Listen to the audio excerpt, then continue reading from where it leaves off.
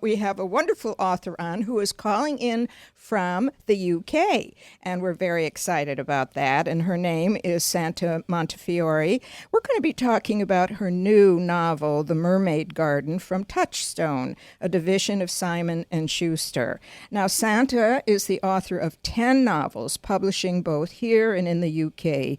And amazingly, they are translated into 25 languages and have sold more than 3 million copies, so you can see 3 million copies worldwide, how popular her books are. She lives in London with her husband, historian Simon Sebag Montefiore. I'm going to ask her if I've pronounced that correctly, and their 2 children. Santa, welcome to the show. Well, thank you for having me. And did I pronounce Simon's last name properly? Is it Sebag? You did. All right, very good. Perfectly. I'm always very aware of that. Well, Santa, I'd like to start in by asking you to give an overview of the story, just briefly, but because there's so much going on in that book. But tell us what the book is about. Okay, the book has 2 stories, one in the late 60s in Italy, in a small Tuscan village where there's a beautiful big villa, a wonderful big palazzo, and it follows the story of a little girl called Floriana, who's almost like an orphan, who falls in love with the son of the big industrialist who owns the villa. And it's this rather, well, it's a tragic love story, obviously, because she's a little local girl and he's the grand, very well-educated son of the industrialist. So you follow her story, which threads its way through the present-day story, which takes place in Devon on the coast of England in the south, which is very beautiful and rugged, and follows the story of Marina, whose hotel, she's married, she's got 2 stepchildren, and the hotel is in terrible, dire straits because of the financial crisis. So she hires this artist to come. He's Argentine, and he responds to her advertisement to come and spend the summer teaching her visitors, her guests, how to paint. But it's a big mystery. It's a big love story. It's these 2 stories intertwining all the way through the book. Yes, it is. At its heart, it's a love story. Well, I'll tell but you. It's a mystery, too. Yes, and Santa, I wanted to be in both of those places when I read the So book. do I. Which is why I wrote it. Well, yes, you have that advantage because you are writing it. You are there. But yeah, I am in my mind, but unfortunately Exactly. I'm in my office looking out at the rain. Well, it's very hot. London. It's very hot here. I'm going to tease you with that. It's probably Well, going to thank you. It's been raining here today. probably going to be at 110 degrees in the desert today. Wow. But anyway, the book is just filled with such detail, and it is a wonderful story. I was interested in the fact, and this happens a lot with authors, that in the UK the title is The House by the Sea, Yes. and obviously it's the publisher that makes a decision for Yes. a name change within each country it's published in. Why do you think this happens where they don't want, for some reason, they want a different title? It's very annoying for the author, to I be bet honest, it is. because I get very irate emails from people, mostly in the UK, who buy their books on Amazon, and although Amazon UK can't sell the US version, because it's Simon & Schuster, it's the same publisher in both companies, so they can't sell the US version on the UK website, but they can sell second-hand books. So people who have second-hand books from the US can sell them. And then, of course, my readers in the UK will buy both, thinking they're getting a different book, and then be very cross and write to me infuriated. I think the reason is that each department knows their market, and the Americans felt that The House by the Sea wouldn't capture the imagination in the same way that The Mermaid Garden would. I can only imagine it must be to do with that, because it makes it quite difficult for readers, actually. It So to does. have the same title would be much more sensible. Yes, it does. And of course, you have no input into the title, do you? I think I could probably put my foot down and stamp and scream, but I bow to their great experience. Yes. And let them get on with it, really. But certainly with the next book, we're going to try to have the same title, because the previous one was called The Affair in the UK and The Perfect Happiness in America, and that was the same thing. We had a problem. So I think with the next one, which I've already written, hopefully that one will have the same title. We'll come to an agreement. Yes. Well, you mentioned the fact that in your current book there are two parallel stories in Yeah. Mermaid Garden, and the reader learns why at the end, as you said.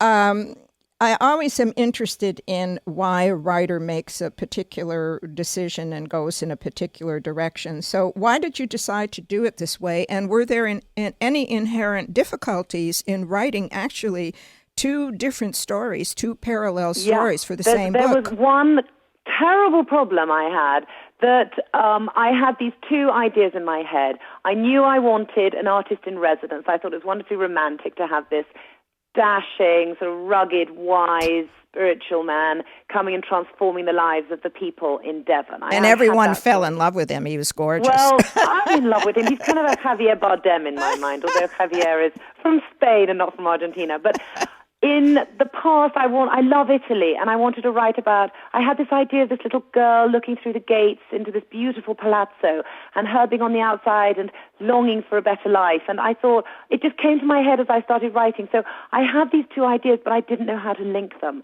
And I said to my husband one evening, God, I have this idea. I think it's a fantastic idea, but I just don't know how to pull it off.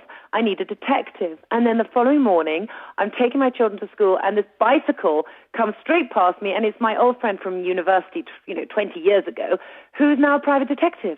It's extraordinary. So we went off and we had lunch, and he gave me the sort of crucial part of how I could pull it off. Really, he cut the Gordian knot.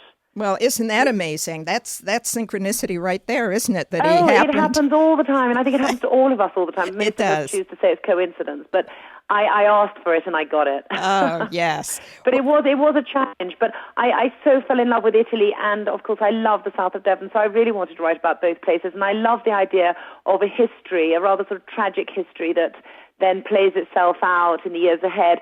I wanted to have that big panorama. Yes. That big screen. I would love to see Devon one day. My grandmother it was from that area, and really? I would just love to visit because it's so beautiful. I was there a few weeks ago, and it's just it's rather a magical part of England because it's so leafy and frothy. I mean, the countryside is woolly, and you get these wonderful rolling hills with the little patchwork fields and the cows, and yet the coast is so rugged with these cliffs and the beaches. I mean, it's so unspoiled. Well, it's you painted magical. a very good picture of it in this book, Santa. Well, you really I have to write about places I love because otherwise I'm not inspired. Yes, and you have been writing since you were a child, and of course, life does change as an adult, so stories have to change. I'd like you to tell the story about being encouraged by a friend of the family to publish, and you wrote something and then published it, sent it to an American publisher, and what happened.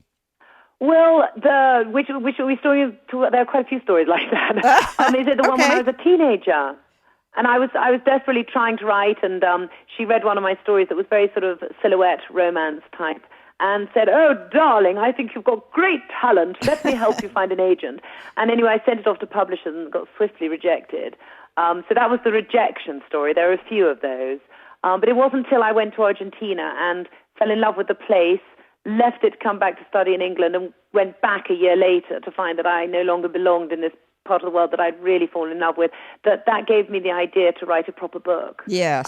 I'd always thought one day I'm going to write, when I'm grown up, I'm going to write a serious, beautiful, big book. And then there I was, 25, thinking, I haven't even started. I've written these silly little stories. I am grown up, basically. If I wait any longer, I'll be old. So that's when the Argentine story, my husband basically said, what moves you? What do you think about that stirs your emotions? And I thought, well, Argentina, every time I think of it, it hurts because I miss it. And, we've all had these magical experiences in our lives that we try to recreate, and it doesn't work. A holiday, a weekend, even a lunch where you get the same group of people together in the same place and yet the magic's gone. And for me, Argentina was very like that. I lived there for a year, fell passionately in love with the country. I had a romance with an Argentine. Oh, that's good. I'm happy to hear that. You're rude not to. But it was really the place that I fell in love with, and that's what inspired me to write, was had this experience and not being able to get it back. Yes. So I wrote my first novel, which actually hasn't been published in America yet because they came on board late. Well, we'll talk about that in a little while also. But the next thing I would like to know is you have a video on your website where you give a guided tour of your writing space. And I loved that little tour. So I picture you now in that. Are you in your office now, in your writing space now? I've moved office to the top of my house. Oh. It's very similar in that it's still got the big bookcase, but it's I've got a beautiful view over Kensington Palace and the garden. Oh, well. I have a royal view. You have a royal view now. Yeah. I love that. Maybe you'll write more royal stories. What made you decide? I might get inspired. Well, I would hope so. But what prompted you to do that? Is it because people would write to you and ask you about where do you write and what do you do there? No, it was my publisher that asked me to do that, actually. I think it was my American publisher that said, it's nice for people to know exactly, what you do, where you work. It makes it more personal. I think writers hide away a lot. Yes. And, they're not like actors and actresses that are really out there and people know a lot about their lives. I think writers are sort of squirrels, really, and we don't know much about their lives. In fact, a lot of my favorite authors, I don't even know what they look like. Fanny Flagg is one of my favorite American authors, and I don't even know what she looks like. So I think it was really a way to get readers to meet me without me having to go to America and meet them. Well, I really liked it. And people, I don't know if it's just Americans, and I don't know if it's the same thing in the UK, but Americans, everyone wants to be a writer. We have a lot of writers, of course, or up and coming or would-be writers, and they're very, very interested in knowing a writer's process, what helps, what hurts, that sort of thing. So I think having that picture of you sitting in your location and writing is inspiring to people, as strange as it may seem. Nice. Yes. Well, that's nice. I do get really great emails from America, I must say. I think the internet's fantastic because it links you with people that otherwise you'd never communicate with. And I get lots of emails. And on my website, too, especially my English website, where people can sign up to a newsletter and they can ask questions and things. It's a great way of keeping in touch with readers and getting more personal, I think. Well, yes, and you should be able to find a photograph of Fanny Flagg. Maybe you can't do it on your UK. I haven't tried, but I will now. You can Google. I will Google. Google Fanny Flagg and say photograph, and I think you'll find a picture of her. Yeah, I'll probably get lost. The internet is amazing in that respect. She's one of my favorites, too, and I love the green. I love her. She's quirky. Yes, very much so. Well, now, let's see. I don't know if we should get into, I do want to ask you about describing your writing method. However, I know that's going to take a little time, and we're getting pretty close to a commercial. And so you did mention, though, that you've got a book finished now, which certainly I do want to talk about. What have you got a title yet?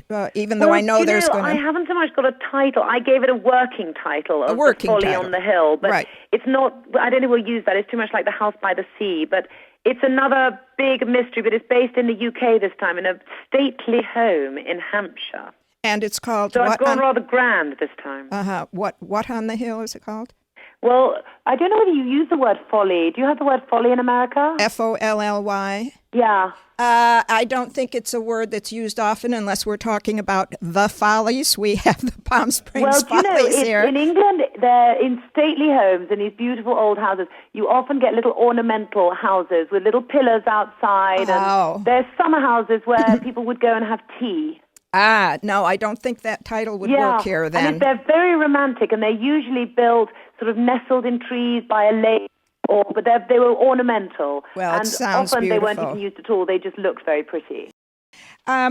Let's talk first, before we get into talking about your style of writing and so forth. And I'm going to ask you to just be a little brief on this next question. But your first novel took place in Argentina, then in Chile, then again in Argentina. And while successful in Europe, the U.S. wasn't interested in your books. And it wasn't until your fifth book, when you set it in Italy, that you got a 2-book deal. So now with settings in Italy and France, you continue to publish her. Now, why do you think that is so? Why do you think that when you switched to Italy and France as the settings, that the U.S. publishers were more interested in them? Do you know, it's a really good question, and it was very frustrating at the time because in Europe they loved Argentina. I think maybe for Americans, women's commercial fiction, Latin America isn't appealing. I don't know whether Latin America you think of illegal immigrants, you think of housekeepers.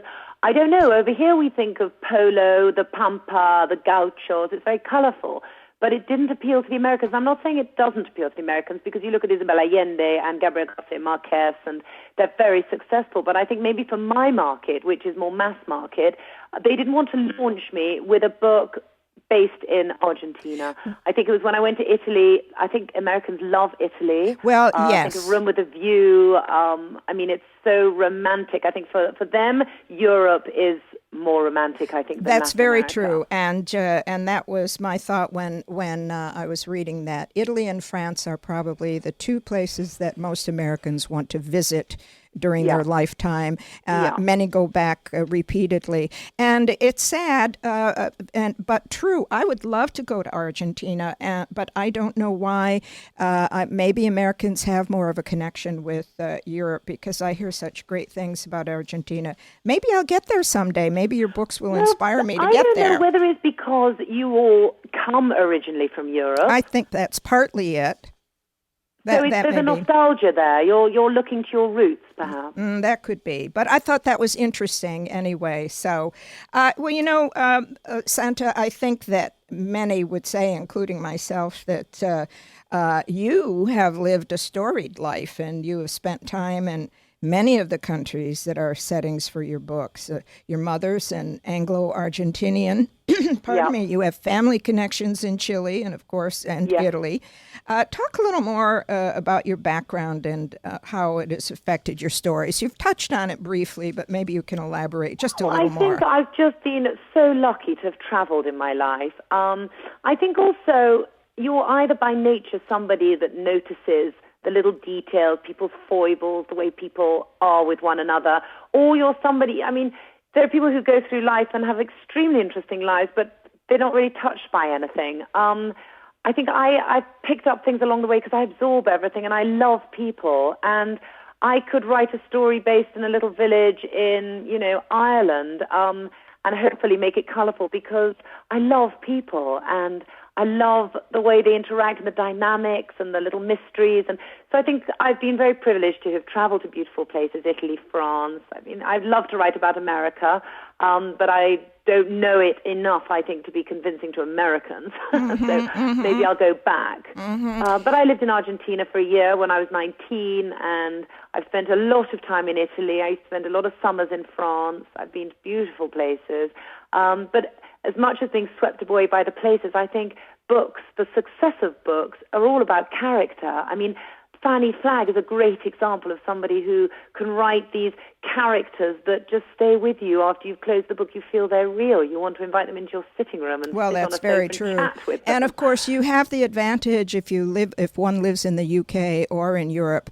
It's easy to travel to these other countries and spend time and drink up the culture. And I think what you said about the fact that there are a lot of people that travel but never really take in anything. No. And I think, first of all, you probably wouldn't be a writer if you didn't have that reaction to things. I think most writers are people that look for gems in everyday life. Yes.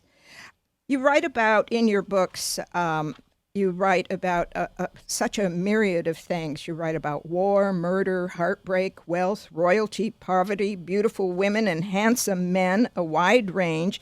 And a lot of that, of course, is in this book that I'm going to mention next. It's your fifth book, The Last Voyage of the Valentina. Oh, yeah. But that is also about spirits.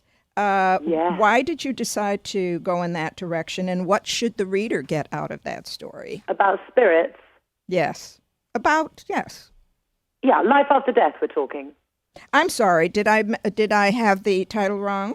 No, that's fine. The Italian Matchmaker is the one that's about a spirit. Just wanted to check that if I go off about spirits, if you'd ask me something different, then I'd sound a bit odd. But no, I've seen spirits all my life. ever since childhood, I used to have people walking around my rooms, and I thought it was perfectly natural, although it did frighten me. But life after death and the continuation of life in a different form is very much part of who I am. So I think it comes into every book. When people die, they don't die. I mean, they die in the physical world, but they always go somewhere, and sometimes they come back, like in the Italian Matchmaker. But the message I wanted to get with that book especially was that people don't die. I'm involved in various charities, and a couple who are very dear friends of mine, their little boy died of a brain tumor when he was 4 years old. And I wanted to reach out to them to say, I know he's around. Just because you can't see him doesn't mean he's not there. He is there. He's just separated by this very fine wall of vibration which you can't see. And when it's your turn to go, he'll be there too to welcome you when you move on. So I wanted to write a book that just showed that. And it was interesting how many letters I got and emails from people who'd lost loved ones. They found it reassuring to, some who'd never really believed before thought, well, maybe, it was just something I wanted to share with people. Yes, another dimension. There's a lot of discussion another about dimension, that here. Absolutely. Yes. To me, it's very much part of my everyday life. Yes. And it might sound a bit wacky to those who don't believe that there's anything after. But to me, it's as normal as having toast and bread for breakfast. Well, yes, absolutely. And I think it's fascinating. And that was the Italian Gardener. And that was the Italian Matchmaker, which is the sequel to Last Voyage of Valentino. The trouble was, I'm getting your titles all wrong. I'm so sorry about that. No, you haven't. It's fine. It is the sequel, but it hasn't been published in America yet. Okay. They were out of sync with the UK, so they skipped a book to get in line with the UK, so the same book came out in the UK and America at the same time. So I hope they'll publish it at some stage. All right. So you'll forgive my confusion then and all of these titles and everything. I wouldn't expect you to know what all my books are about. Well, I have a myriad of material in front of me, and even with the material, sometimes it does get a little confusing because of the two different titles. That's fine. I'm here to put it right. Yes. Okay, that's Don't fine. worry at all. Well, we don't want people that's listening to be confused either, but they can go online. You do have a website. Would you mention that website? Yes, I have two websites. One which is santamontefioreauthor.com, which is my American website. Mm-hmm. But my UK website is santamontefiore.co.uk, and that's got a lot more on it. I mean, I've got two just because, my American publishers asked me to do one specifically for America. But it's pretty basic. It just tells you about the books that are available in America, whereas the UK one has all my books and short stories and a lot more on it. Yes. Well, and of course, my email address, which people can write to me. I love receiving emails. I reply to every single one. I get emails from people saying, is that really you? Because they can't believe that I'd reply. Yes. I mean, why wouldn't I reply? I'm so thrilled that somebody... And what is your email address? So my email address is santa.montefiore@talk21.com, TALK21.com. And Montefiore. But it's also on the website. I'm sorry, Santa. Let me spell Montefiore to the listeners. It's M as in Mary, O, N as in Nancy, T as in Tom, E, F as in Frank, I-E-R-O. And for the... There's I-O-R-E. F-I-E... F-I-O-R-E. It's a pain in the neck. Try living with it. I have to It's a beautiful name, but it is a little tricky, isn't it? Montefiore is an Italian name. It's M-O-N-T-E-F for Fred, I-O-R-E. Okay, we've got it. And I'm also on Facebook, and I also Twitter. You do all of that. So I'm available. Good. It's nice that you're available. I'm available for comment at any time. Yes. Well, now that we've got that hopefully all straightened out and not confusing people more, I think we're all straightened out on that now. In the final analysis, you say that all your books are about one thing. Yeah. And we know what that is, and it's love. And why do you say that? Because that's the only thing that matters in life. Everything else is transient. It's material. Nothing lasts but love. If you only have to listen to people on the telephone when that horrific 9/11, and they're on the phone and they're on the plane, they're not saying, "Darling, do go and do remember to pick up your dress from the dry cleaning," or that lovely handbag in Gucci. I mean, it's "I love you." That's all that matters. And unfortunately, most of us have to have some terrible experience, a death in the family or a terrible illness for us to actually wake up and realize that nothing else is important but being with the people we love.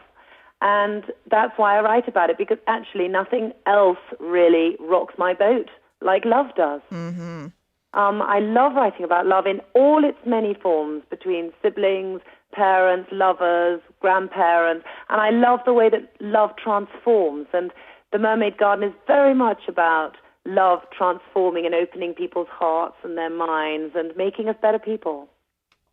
Well, that's a beautiful way to put it, and it's absolutely true. Talk about now the setting for the book, The Affair, called The Perfect Happiness. Is that right, Yes, in it's UK? The Perfect Happiness in America. And it's in South Africa. What Yes. inspired the story and the setting? Well, the story was inspired by something that happened to me. I got chatted up at a dinner, and then the guy found me on my author website and emailed me. And we had this sort of email banter going on. And I thought, what would happen if we were to have lunch? Because he asked me to lunch, and I wrote back and said, I'd love to have lunch, what fun, but can you check your wife is happy about it? And he wrote back saying, my wife is very, very, very underlined unhappy about it, ... So how about lunch? So that gave me the idea. Of course, I didn't go and have lunch, but I thought, is it possible to sustain a flirtation? Because we all love a flirtation. The older we get, the more we enjoy a flirtation. Is it possible to sustain that without going too far, without falling in love? Can it be done? So the love story started off in the same way that a flirtation started off with me, but then it takes it beyond what obviously I was prepared to do. And it's also about, it's about love, but it's based in this beautiful vineyard in South Africa. I wanted a change of location. I'd done a lot of Italy and France, and so I got inspired when I went on book tour to South Africa. So it's in Franschhoek, and it's it's a big love story, but it's also about what is happiness. We're all searching for it. What is it? Now this book is. Sorry, I'd like to jump in here because we are going to be running out of time. This book is out now in both the U.S. and the U.K. Yes. Okay. The Perfect Happiness came out last year, so it's been out for a year in the UK, and I think it's been out for a year in America too. Mm-hmm. All right. Now, what is the next book going to be that's coming out then? Okay, the next book is a big mystery. I think it's a great mystery. When I came upon this idea, I thought, yes, this will rock people's boat. And it's a big love story. It's a sort of forbidden love based in this beautiful stately home in Hampshire, and it has a bit in Switzerland actually, in the mountains. I spend a lot of time in cloisters, and my family have been there for generations. And so I thought, let's write about skiing for once, different. But it's big love, but it's a mystery. And that's the one that your working title is. And that's The Folly on the Hill. Well, is a working title. It won't be called that in the end. But I'm so bad with titles. I finished the book and I'm so confused about all the themes and all the characters. I just can't condense it into a few words.